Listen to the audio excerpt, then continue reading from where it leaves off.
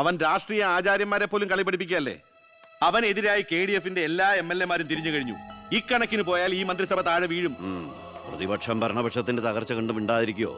അവനെന്ന് പത്രക്കാരോട് പറഞ്ഞില്ലേ, അച്ഛൻ നിരപരാധിയാണെന്ന് കോടതിയിൽ തെളിഞ്ഞാൽ പാർട്ടി ആവശ്യപ്പെട്ടാൽ മന്ത്രിസ്ഥാനവും MLA സ്ഥാനവും രാജിവെച്ച് അച്ഛന് വീണ്ടും അവസരം നൽകുമെന്ന്. അതിൽ പിടിക്കണം. പാർട്ടി ആവശ്യപ്പെടണം, അവനെ കൊണ്ട് രാജിവെപ്പിക്കണം. അതിന് അച്ഛൻ ഈ കേസ് ജയിക്കണം. അച്ഛന്റെ പേരിലുള്ള മണിമലയാർ കേസ് തള്ളിപ്പോയതുപോലെ ഈ കൊലക്കേസും തള്ളിപ്പോകും. ഈ കേസ് ഞാൻ ജയിപ്പിക്കും. അച്ഛന് വേണ്ടി ഞാൻ എന്തും ചെയ്യും.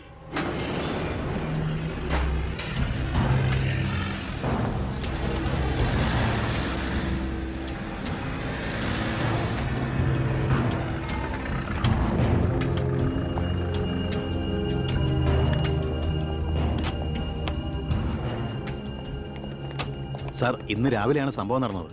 രാഷ്ട്രീയ വാക്കുതർക്കം മൂത്ത് സഹതടവുകാരൻ വെട്ടൂർ ശിവനെ കുത്തിക്കൊല്ലുകയായിരുന്നു സാർ. കൂർത്ത കമ്പി ഉപയോഗിച്ചാണ് പ്രതി കൃത്യം നടത്തിയത്. പ്രതിയെ കോടതിയിലേക്ക് കൊണ്ടുപോയിട്ടുണ്ട് സാർ.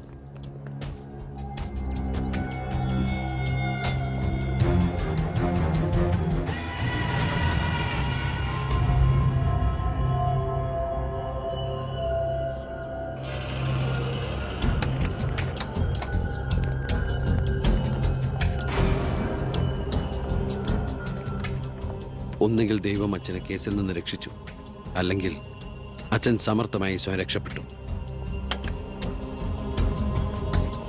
പ്രസാദ് വധക്കേസിൽ ഒന്നാം പ്രതി കൊല്ലപ്പെട്ട സാഹചര്യത്തിലും രണ്ടാം പ്രതിക്ക് ഒന്നാം പ്രതിയുമായുള്ള ബന്ധം സംശയാതീതമായി കോടതിക്ക് മുമ്പാകെ തെളിയിക്കാൻ പ്രോസിക്യൂഷന് കഴിയാത്തതിനാലും രണ്ടാം പ്രതി ബാലഗംഗാധര മേനോനെ കോടതി നിരുപാധികം വിട്ടയക്കുന്നു.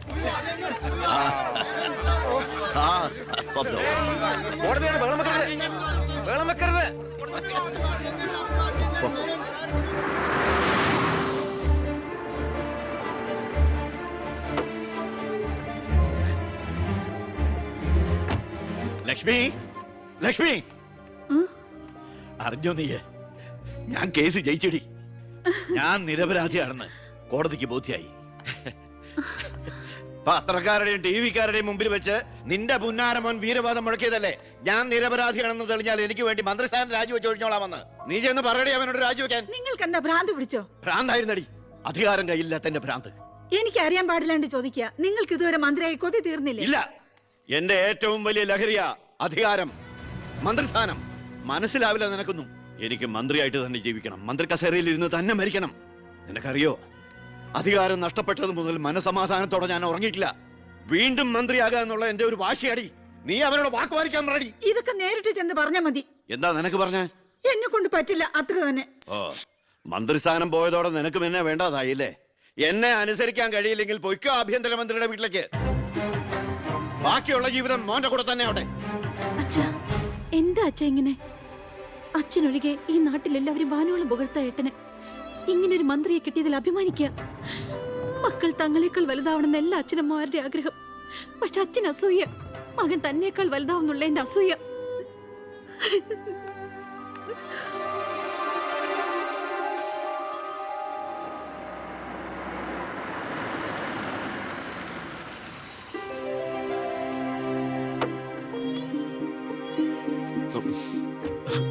അമ്മേ, ശാരി, ഇത് ആരാ വന്നിരിക്കുന്നത് നോക്കിയേ. വാമേ. അമ്മേ, നീ പോയൊരു ചായ ഉണ്ടാക്കി കൊണ്ടുവാ. നിന്റെ കൈപ്പുണ്യം അമ്മയെന്ന് അറിയട്ടെ. വാമേ.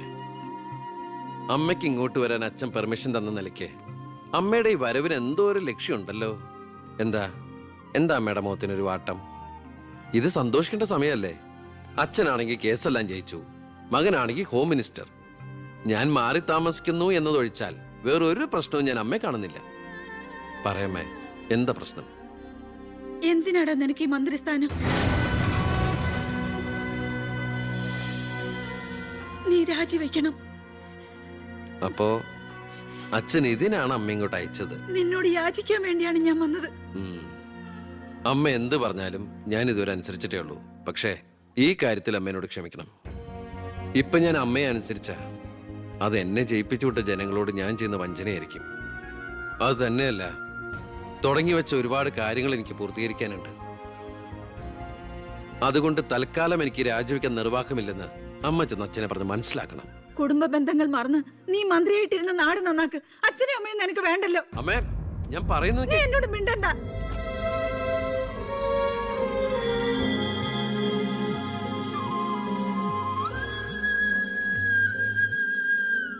ഇല്ല, അവൻ രാജിവെക്കില്ല. അവൻ രാജിവെക്കുമെന്ന് കരുതിയ നമ്മളാ മണ്ടന്മാർ. ചക്കരക്കുടത്തിലല്ലേ കൈയിട്ടിരിക്കുന്നത്. അധികാരത്തിന്റെ മത്ത് പിടിപ്പിക്കുന്ന സുഖം അവനും അനുഭവിച്ചു കഴിഞ്ഞു. ഇനി അച്ഛന് വേണ്ടി സ്വന്തം സുഖങ്ങൾ ഉപേക്ഷിക്കാൻ മാത്രം വിഡ്ഢിയൊന്നും അല്ലവൻ. സ്വന്തം കുടുംബത്തിൽ വരെ റെയ്ഡ് നടത്തി അവൻ പ്രശസ്തി പിടിച്ചു പറ്റിയില്ലേ? ഇപ്പൊ പത്രക്കാരും ചാനലുകാരും എന്തിന് പ്രതിപക്ഷം വരെ അവനെ പൊഴുത്തുകയല്ലേ? അവൻ നാട് നന്നാക്കുക എന്തു വേണമെങ്കിലും ആയിക്കോട്ടെ, പക്ഷെ നമ്മുടെ കുടുംബത്തിൽ ഒരു അംഗമെന്നൊരു പരിഗണന ഇനി അവന് കൊടുക്കാൻ പാടില്ല. അച്ഛന്റെ മനസ്സറിയാൻ കഴിയാത്തവന് പടിക്ക് പുറത്താ സ്ഥാനം. അച്ഛൻ നോക്കിക്കോ, ഈ ചിറ്റാരിക്കര മണ്ഡലത്തിൽ വീണ്ടും ഒരു ഇലക്ഷൻ ഉണ്ടാവും അച്ഛന് മത്സരിക്കാൻ വേണ്ടി. അച്ഛൻ മുഖ്യമന്ത്രിയാകുന്നത് എനിക്ക് കാണണം. എങ്ങനെ? പുരയ്ക്കുമേതെ ചാഞ്ഞു നിൽക്കുന്നത് പൊന്നുകായ്ക്കുന്ന മരമാണെങ്കിൽ പോലും അത് വെട്ടിക്കളയണമെന്ന പ്രമാണം.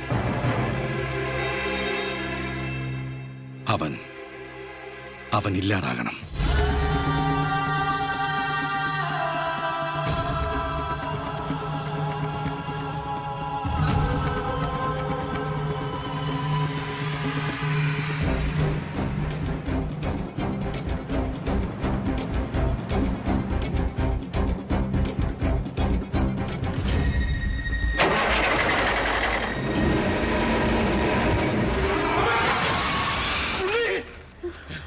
എന്താ? എന്തു പറ്റി?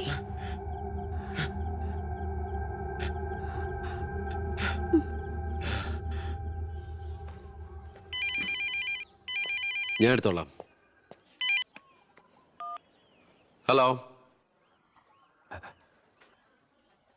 ഉണ്ണി, ഉണ്ണി, ഉണ്ണി, നീ എന്താടാ ഒന്നും ഉണ്ടാത്ത? അച്ഛാ,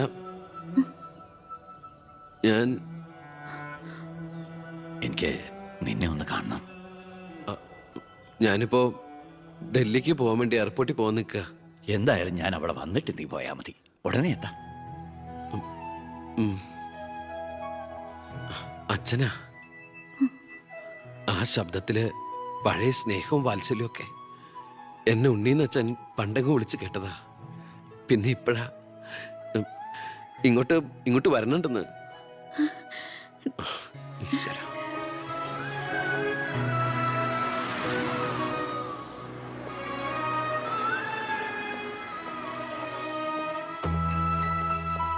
ഞാൻ കാരണം നിന്റെ യാത്ര ബുദ്ധിമുട്ടായി അല്ലേ? ഇല്ല, ഞാനത് അടുത്ത ഫ്ലൈറ്റിനാക്കി.